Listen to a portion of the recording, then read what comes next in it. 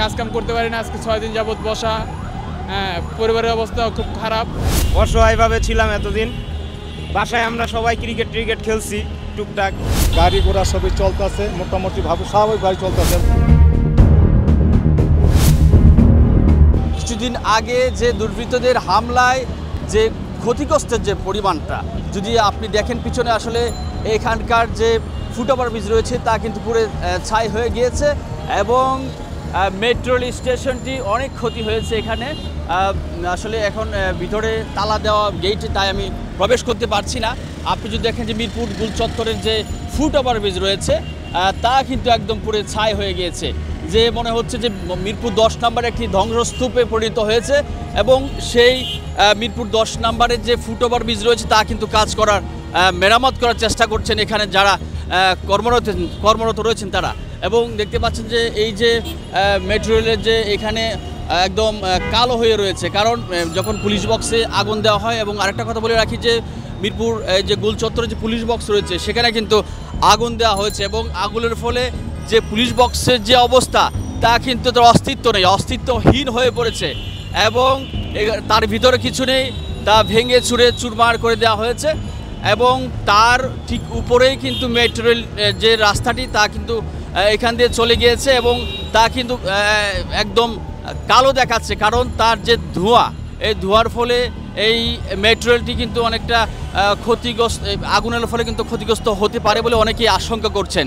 এবং আপনারা জানেন যে মিরপুর নয়, শুধু গাজীপাড়া যে মেট্রো রেলটি রয়েছে সেখানে কিন্তু যে ধ্বংসাত্মক যে আলামত সেখানে কিন্তু দেখা গিয়েছে, সেখানেও দুর্বৃত্তরা কিন্তু আক্রমণ চালিয়েছে এবং এই গাজীপাড়া মেট্রো রেল স্টেশনটি কিন্তু অনেক ক্ষতি করেছে এবং ভিতরে সব কিছু ভেঙে চুরমার করে দিয়েছে এবং যে কম্পিউটার রয়েছে, যে ডিভাইসগুলো রয়েছে তা কিন্তু ভেঙে দেওয়া হয়েছে, যার ফলশ্রুতিতে মিরপুর গাজীপাড়ার যে মেট্রো রেল স্টেশন তা কিন্তু একদম পুরোপুরিভাবে বন্ধ রয়েছে এবং মেট্রো রেল মিরপুর 10 তা কিন্তু এই ভেঙে যাওয়ার ফলে কিন্তু অনেকটা ক্ষতিগ্রস্ত হয়েছে এবং সেটিও কিন্তু বন্ধ রয়েছে। এবং বলা হচ্ছে যে প্রায় 2টি স্টেশন চালু মেরামত করতে বা সব কিছু নিয়ে কিন্তু প্রায় 1 বছরের মতো সময়ও লাগতে পারে বলতে কিন্তু এমনটা কিন্তু জানিয়েছেন। এবং আজকে কারফিউ কিন্তু সকাল 11টা থেকে বিকেল 3টা পর্যন্ত কিন্তু শিথিল করা হয়েছে, যার ফলশ্রুতিতে আজকে কিন্তু যানবাহনের যে চাপ তা কিন্তু বেড়ে গিয়েছে এবং মিরপুর 10 নম্বরে তীব্র যানজট এর লক্ষ্য করা যায় এবং যে পথচারী তারা কিন্তু আজকে সবাই বের হয়েছেন, কারণ অনেক দিন তারা ঘরবন্দি ছিল এবং যার ফলে তারা কিন্তু বের হতে পারছিল না এবং তাদের যে প্রয়োজনীয় কাজকাম তারা কিন্তু করতে পারছিল না। আসলে অনেক ব্যাংকিং সেবা বন্ধ থাকার ফলে কিন্তু যে লেনদেন, আর্থিক লেনদেন তা কিন্তু করতে পারছিল না। কিন্তু আমরা দেখছি আজকে কিন্তু এই এলাকার মানুষরা কিন্তু বের হয়েছে এবং যার ফলে যে রাস্তাঘাটে কিন্তু মানুষের উপস্থিতি লক্ষ্য করা যায়।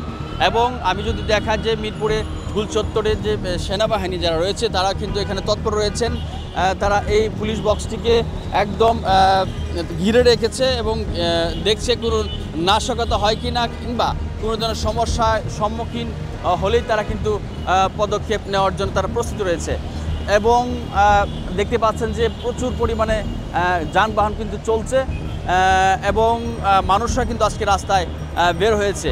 সব মিলিয়ে বলা যায় যে গতকালকে যে চিত্র আমরা দেখেছিলাম তার চেয়ে আজকে মিরপুরের যে অবস্থা, মানুষ রাস্তায় বের হয়েছে এবং মিরপুর যে গুল চত্বরটি রয়েছে সেখানে আর্মি অর্থাৎ সেনাবাহিনীরা পুরো পুলিশ বক্সটিকে ঘিরে রেখেছে এবং যে ফুটওভার ব্রিজ যেটি রয়েছে তা কিন্তু মেরামতের জন্য চেষ্টা করছেন, কাজ করছেন। এখন বলা যায় যে মিরপুরের যে অবস্থা আমরা গতকালকে দেখেছিলাম থমথমে অবস্থা, আজকে কিন্তু তেমনটি নেই। এই ছিল আমার কাছে মিরপুর 10 নম্বর গুল চত্বর থেকে সর্বশেষ।